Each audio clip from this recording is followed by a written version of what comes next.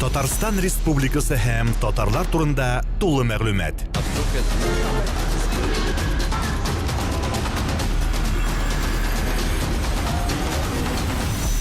Татар информ мәгълүмат агентлыгы. Марат язучылар һәм әдәбият турында сүз чыкканда, Шат Сәйитов шундый сүз әйткән иде, соңгы елларда зур проза турында әгәр телгә алсак, татарча укырга яраклы романнар юк дигән сүз әйтте. Сез моның белән килешәсезме? Мин инде моның белән килешмәгәнне өземнең сайтта да, интернетта да чыкты бит. Белдердем.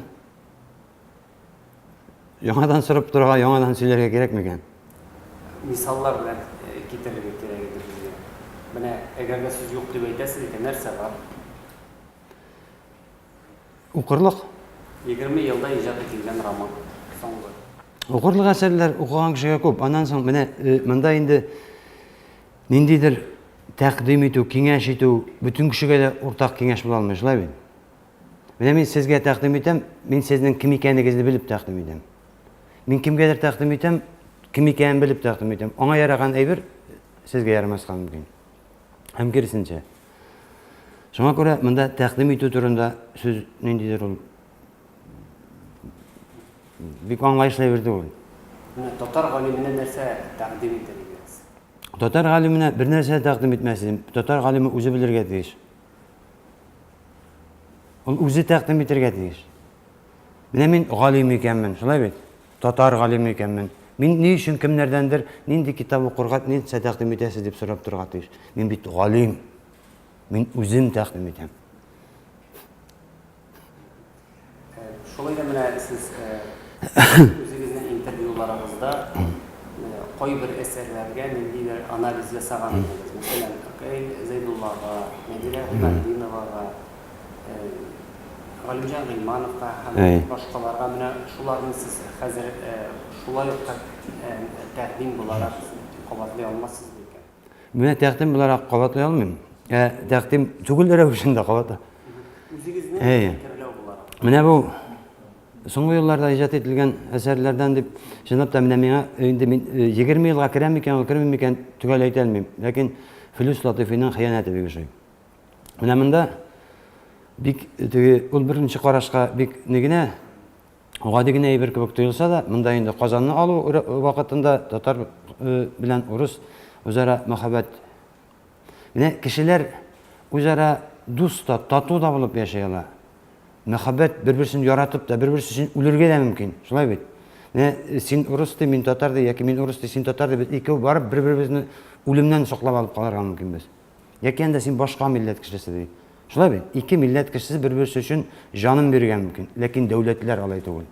Менә шу дәүләт дәрәҗәсенә күтәрелә икән, бу кешелеклелек сыйфаты юкка чыга, дәүләтләр джунгли кануннары буенча яши башлый. Ни өчен шулай? Менә шушы сорауны куя әлеге хыянат дигән әсәр. Шуннан ул шутлай башласаң күптер инде. Зөлфәт Хакимның Курку, гунах әсәрләре. Гомумән Зөлфәт Хаким менә монда аерым әсәрләр итеп тәкъдим итеп утыру бәлки кирәкмидер дә. Менә нинди авторлар дигән әйбердән чыкканда Зөлфәт Хаким ул бөтенләй башкачарак, татарда моңа кадәр булмаганчарак яза торган теге психологик анализлар белән аның фәлсәфә тирәнлеге белән алдыра торган әсәрләр. Албастылар Галимҗан Гыйлмановның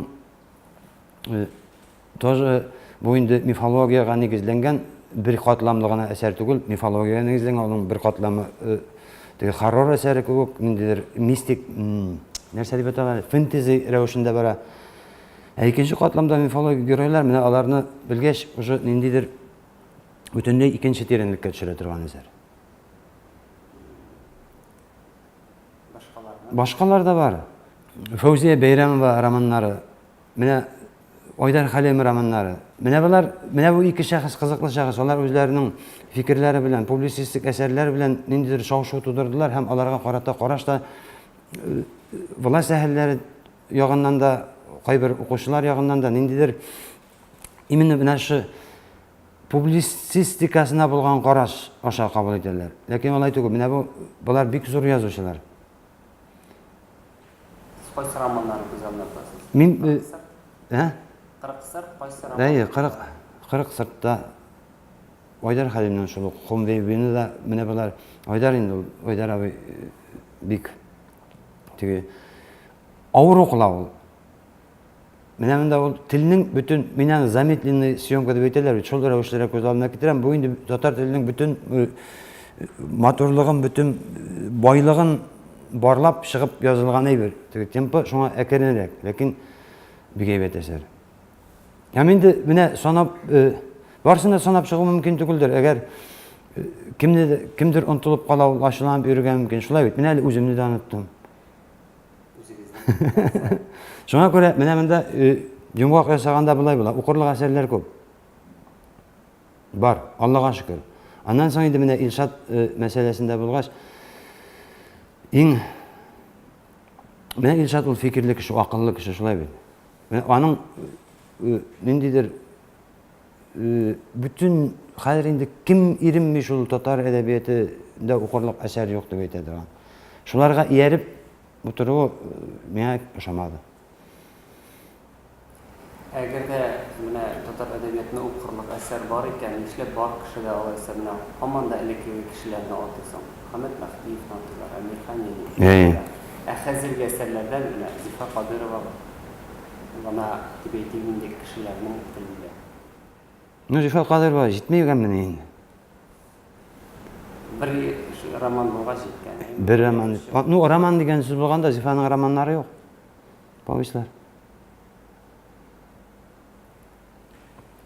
Әгәр бер популяр язучы бар икән, 2-3, ул җитә уже. Бармы ул татарда? Бардыр инде.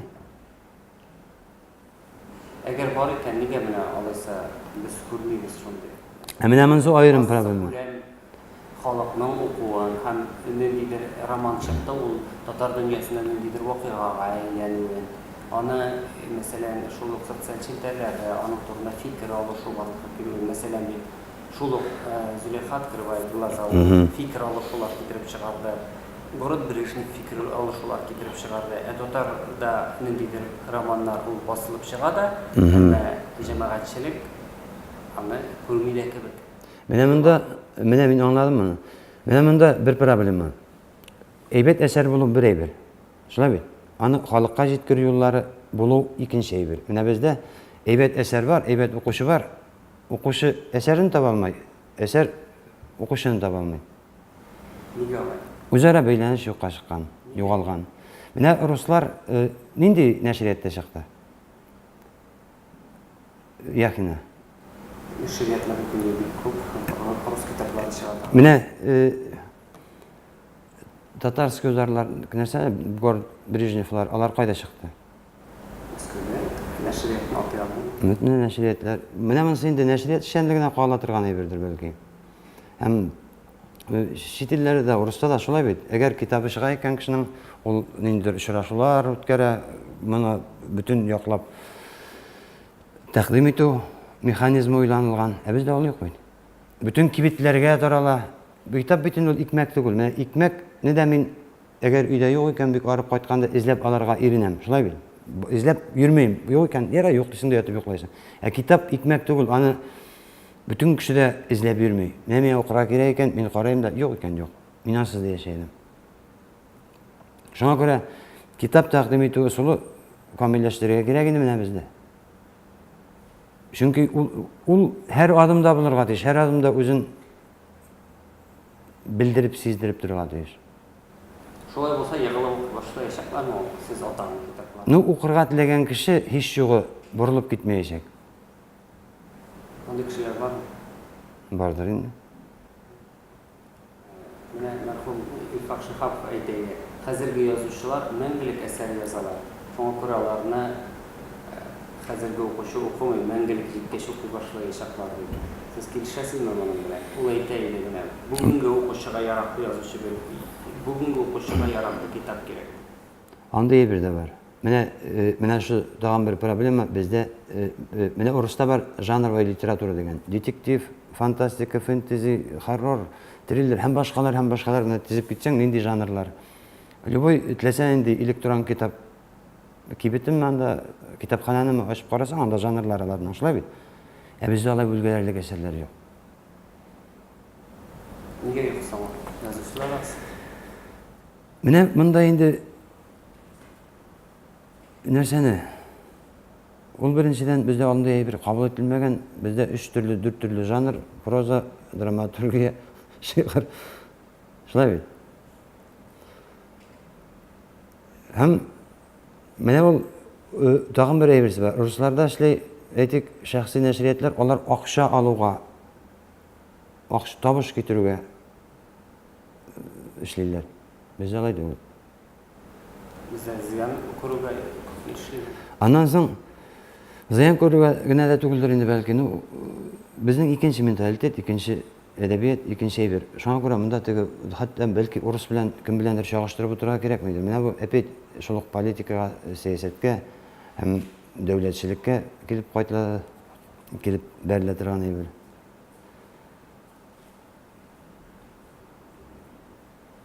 Шундай инде.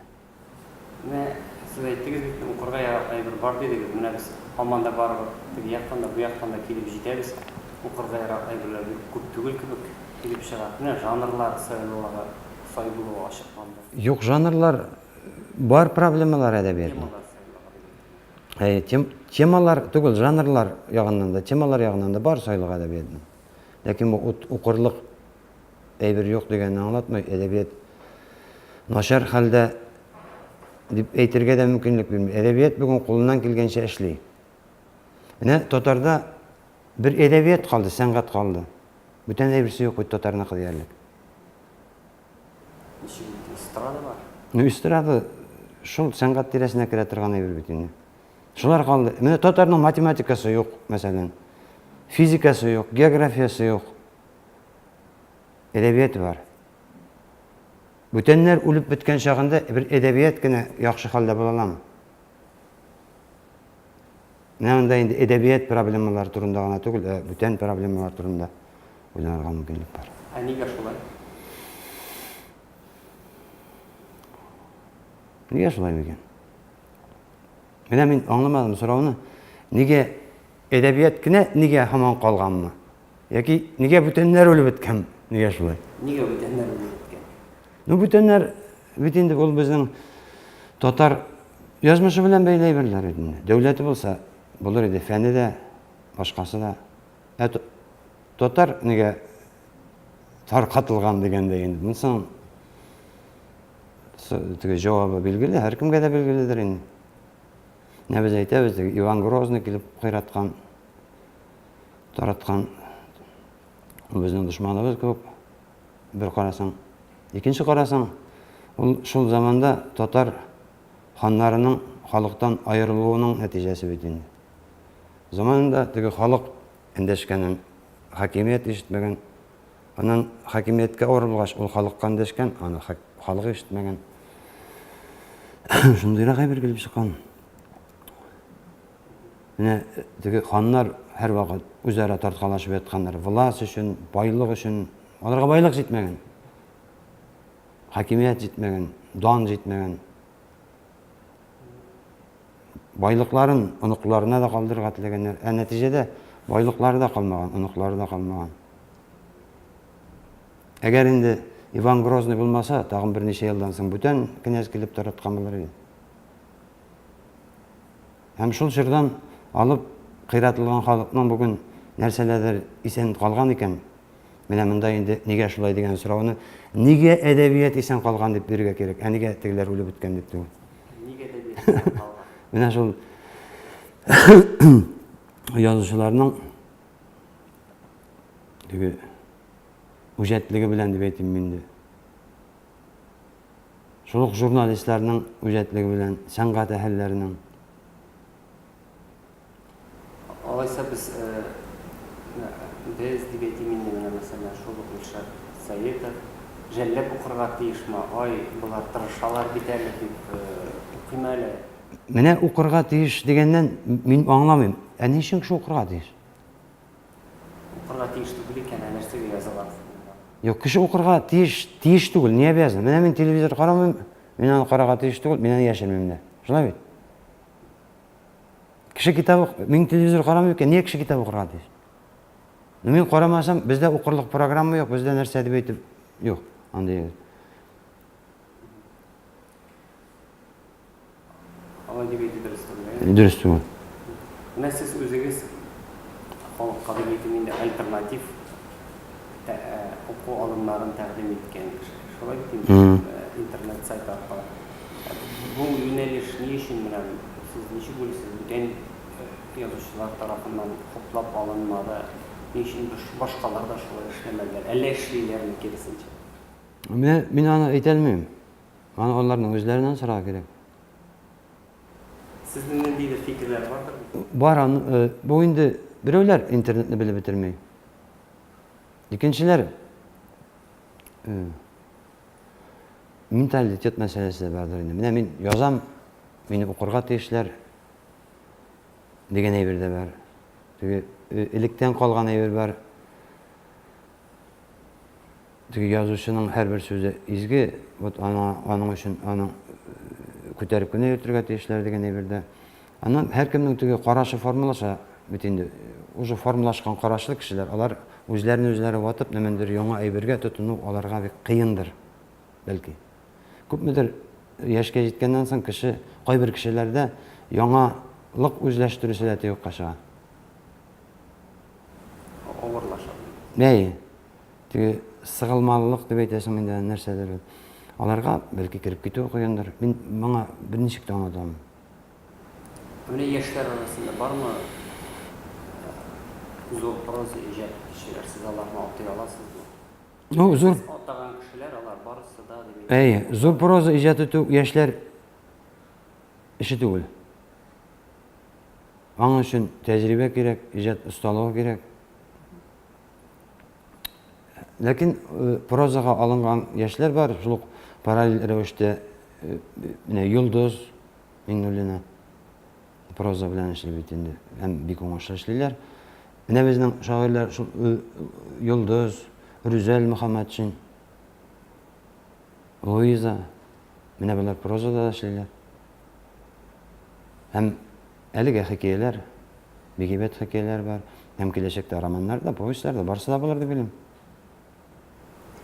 Менә бу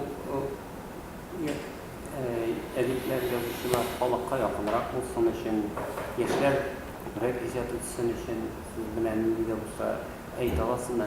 Нәрсә эшләргә тиеш, мәсәлән, хөкүмәт дигән дәүләт, әллә эшләргә тиеш түгелме? Барысы да менә элек ничек барган, шулай үз юлы белән барырга тиеш.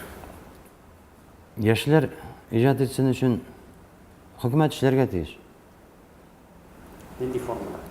Мен нинди формада икәннәрен бетереп аңлатып бетерә алмыйм, аңлап та бетерә алмыймдыр. Нинди дә булса бер формасын табырга тиеш. Хөкүмәт бит ул, без аңа ышанабыз. Бик ышанып бетмисез. Елмайып барган. Формалары күптер инде.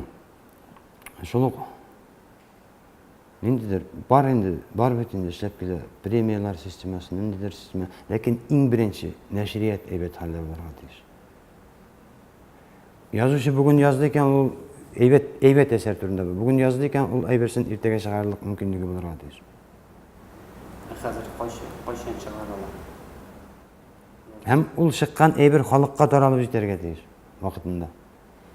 Мәсәлән, интернет бар бит, сез күрсәттегез юлын. Интернет бер төрле әйбер. Икенче ягы кагаз китапларына кайберләр яшьләр арасында да мин кагаз китап кына укыйм, интернетта электрон вариант укый алмыйм дигәннәр бар. Шуңа күрә бүтән яклы булырга тиеш.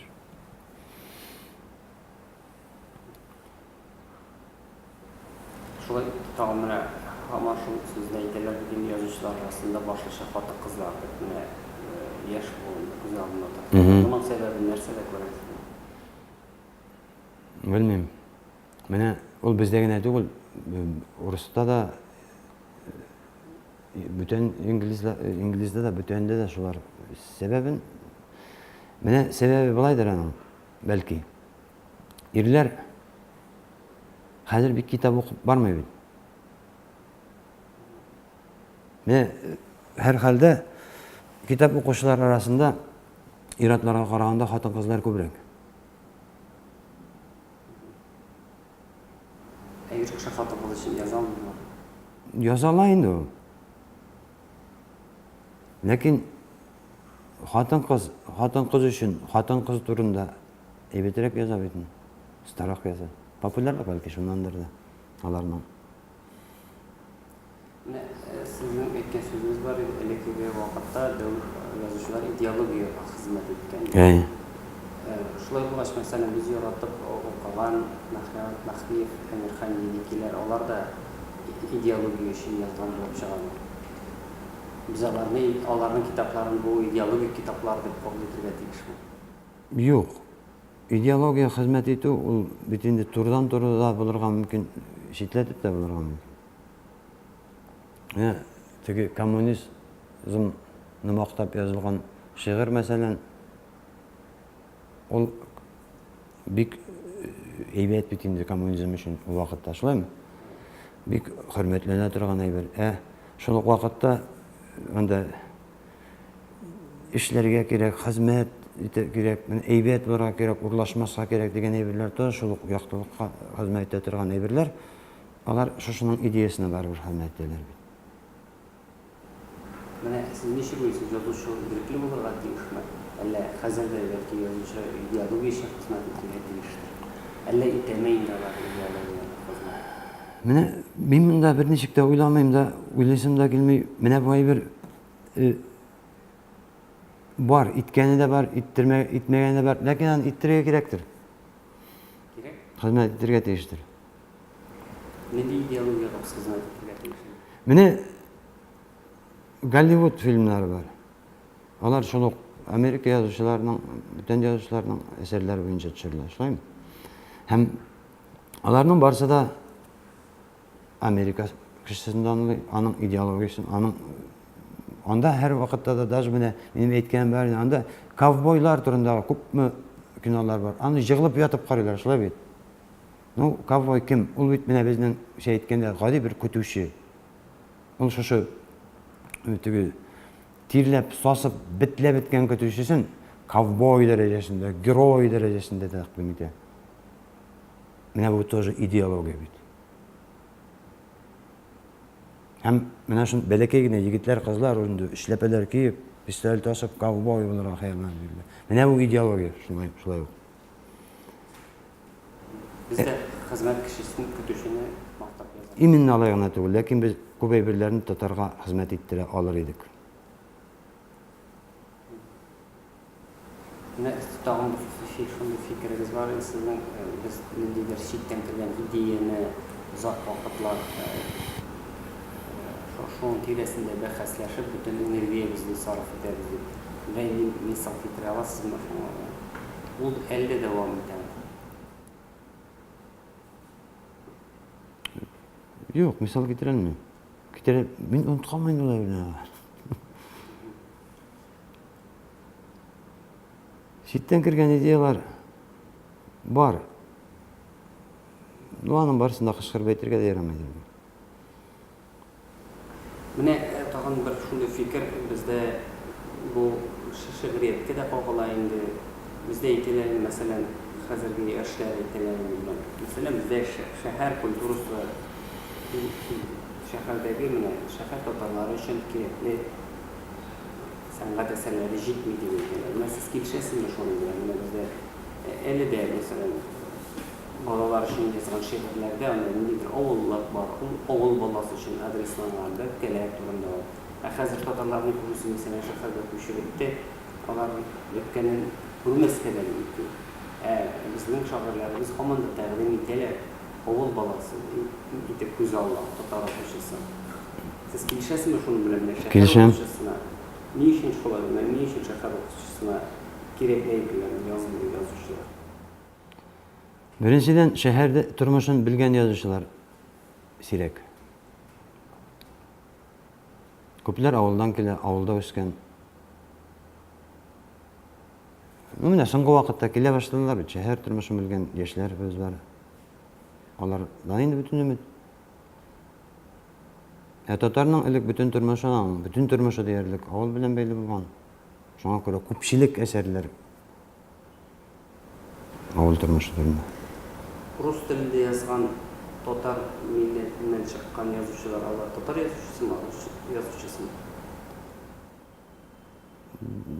Bilmeyeyim de özüm. Tatar mesela milletinden çıkan fizik nindidir eybet aşış yasayken anı dünyadagi gazetler kim deb yazırlar ekan? Tatar fiziki deb mi? Или Rus fiziki deb mi? Bilmiyorum. Kim deb yazırlar ekan? Mesela Rudolf Nurettin Tatar deb yazdılar. Şuna göre mında indi bahas devirmine var söz. Yazışı nindi tilde yaza, ol şul milletinin yazıcısı degen. Demek alarına Rus yazıcısı dediniz. Şonu İlyatulinlarına, Şengız Aytmatov var. Ey, nindi tilde yaza Rus yazıcısı bu. Eğer ol şu tilde yazıp bik talantlı bik tanılgan bula eken, ol işe Kırgız'nıkı da, Tatar'nıkı da, başka milletlerininkı de bulgan. Tanılı derecesine karşı. Ey. Nümünemini bilgileu yolları yok. Men özümnün jatnıs bilen aytam, Yakine de Tatar'nıkı, Şamil de Tatar'nıkı, Ebu Zarif de Tatar'nıkı, men yarın Tatar etip kabul etem. Onlar Rus yazıcısı. Ne olar Rus tilinde yazarlar? Benim bu hakta oylagan yok.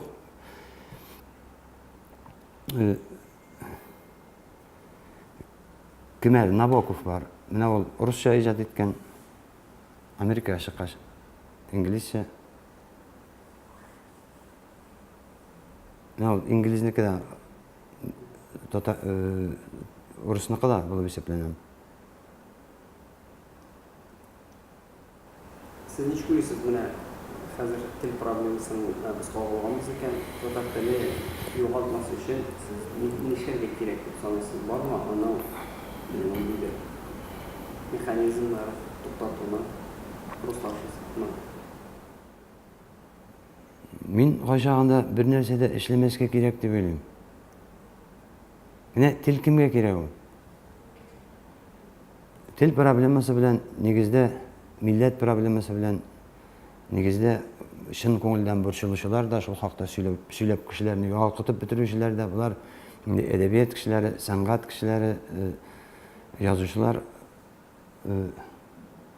artistlar, aktyorlar, teatrallar, boshqalar, muzikantlar, shular.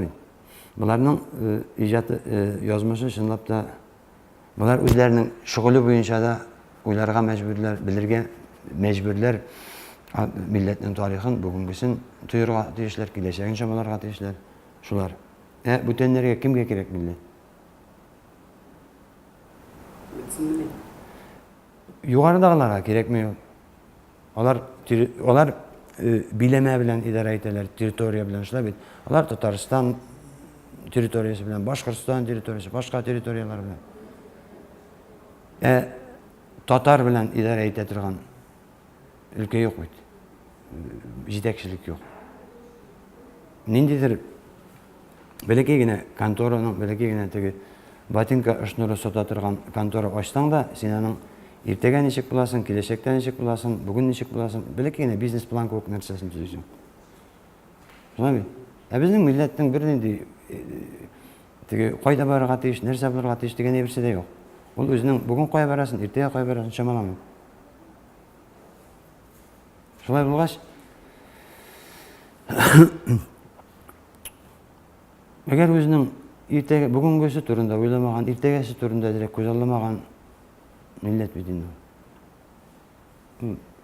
Bilmeymen nechik saqlarga, nechik tilin saqlarga deb aytib bo'lmaydi. Mine Başkırstanda avullarında Tatarlar yaşayan yerlerinde başka tilde kirtkenler devlet tili var. Hem Tatar tili de kirtkenler.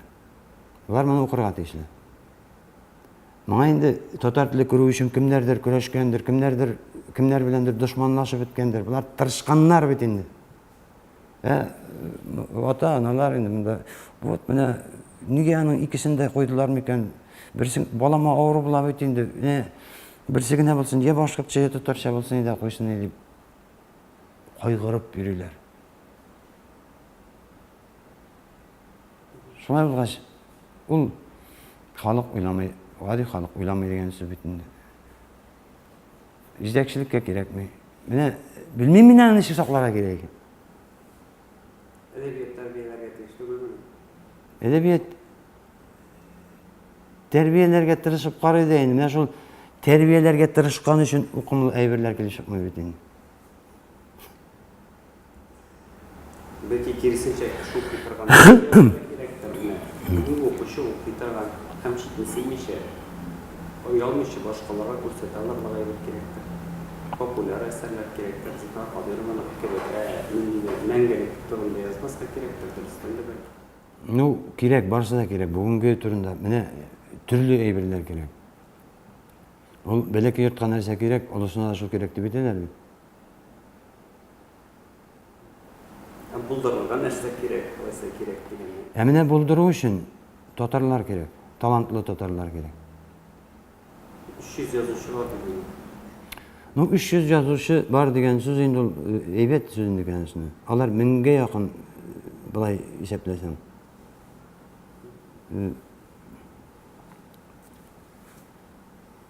Ләкин нәрсә дип әйтәсең инде?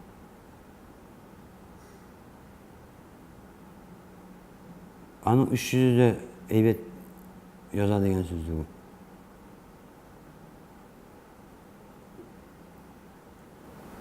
Язучылар бар, алайса әсәрләр юк. Шулай килеп чыга. Әсәрләр юк.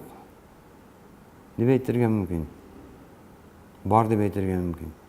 Менә монысы опять зауык мәсьәләсе. Ләкин йыртып, ярып бара торган әйберләр чынлап та юк дип әйтергә була. Һәм алар булган хәлдә дә, әсәрләр булган хәлдә дә, язучылар булган хәлдә дә аларны ничектер күтәрү системасы юк. Ул система кирәкмәс тә иде. Әгәр менә бәйләнеш китапларны укучы белән бәйли торган әйбер булса.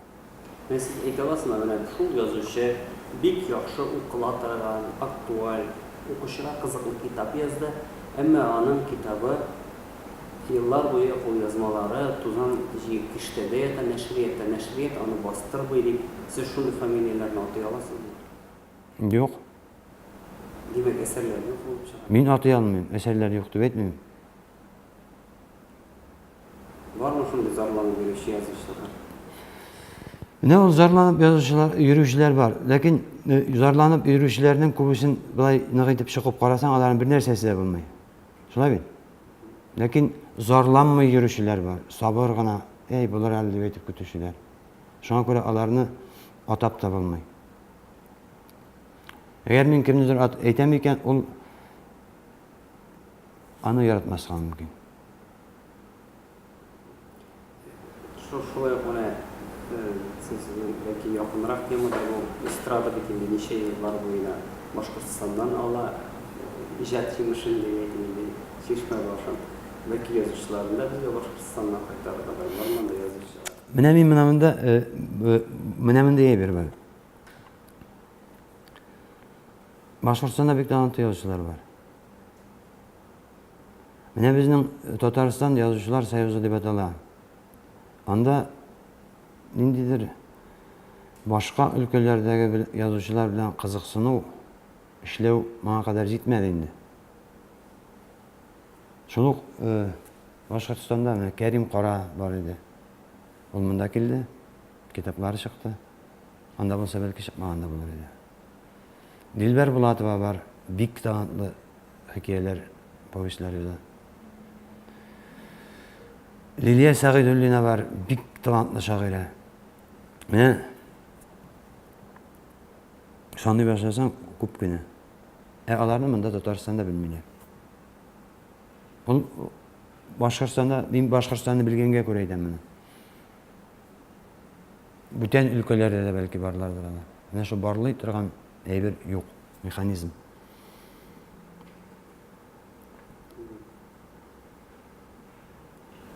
Сез din turunda kızıklı gana fikirler etkenliğiniz buna bugünkü dinge karşılığında aytıp gitseniz de dinde de getirmeyinde bir söyle din ehlilerine sizge nerse soruşanlar? Niye sırası uşamay? Siz uşamağanlara ruhta etkenliğiniz. Yok, uşaganları da var, uşamaganları da var. Mene din nemin bir hürmetim. Çünkü Allah'a da şanım. Çünkü hazırki dünyada şansan birden bir şanarlık aybir Allah'ına kalıp bara. Hem şuluk vakitte tigi artık dinlenip, ikiyüzlenip yürüyen kişilerini bir yaratmayayım. Fanatizmle yaratmayayım. Ol her kimnin öz işi, şulay bir şahsi işi. Buna koşandır bir dinde kalıp dinde saklanan ekazırda. Din saklıyor olama illerini. Mene min din saklagan degen aybirni şulay yok bir şeklenip birek kabul edem. Saklagan indi, ol şandap da saklagan namuslulukka, aybetlikke öndögen bitinde. Lakin dingine saklagan dip уже aytib mansa indi çekkene yalgışırak aybir kelip çıgar. Halk dinini saklanan diyor. Алар bir-birisini saklaganlar. Lakin şuluk kireşin tutarları var mine bizden köpüsü avulda. Alar rahatlandırıp, şokundırıp tutarsa söyleşirler. Alarında din saklagan bulup sağın. Dingine saklamagan demek, saklı turgan bütün eybirler de bolan. Yine yazışçılara icap yurtları bulgan, yazışı şendini şartlar tuturganlar. Siz nişi bilsinle hazırda şu şartlar tuturganlar gerek mi? Öyle hazır bir telikte bularga tutuştan mesela yazışı koydadır işli bu şartlar demek yazar. Bir talantılara gana popüler yazışçılar yok. Ну, umumen olganda yazışı degen hüner bulurga deyir. Ol hükümet tarafına rastlangan reyestrga kiritilgen bulurga deyir. Ol yok eken yazışı degen hüner de yok. Hazır tege burungu hünerlerden ikigine hüner reyestrga kiritilmegen. Şunun birisi fahişe, birisi yazışı. Demek bu indi yazışı hobbi derecesinde işledigen söz. Siz hobbi bilen şug'ullanan kişiden nerse talep etirge hakkınız var. Nega şulay sanalası mesela var eğer de yazışı bir yaxşı dil yazar iken özü anlayın mesela kalır yaxşı dil yazsa, kişi yığılım okusa Nerse işlerge? akşa işlerge mümkün mü? Mümkün. Mümkün. Eller o da hobbi derecesinde güneşti. Mümkün. No bit zifa kadarı var da milyoner değil. Yazışı milletini doğru atıyor. Örneğin bu şitillerde var, milyonerler var, neler var. Mine bu derecesini arttırırdan bir gerek. Mine biz başta ettik bitindi. Yaşlarda da Kazakistan'da yazıcılarını, yaşlarını kotarının yolunun bir varyantı. O hüner revişinde bulu itu. Çünkü o hüner değil iken bu bilemeyin balam balık tutkan koğayı bir bitiyor. Elle bula, elle yok deyip binen yakıncı vermezke tırışam. Edebiyatga. Татарстан Республикасы һәм татарлар турында тулы мәгълүмат.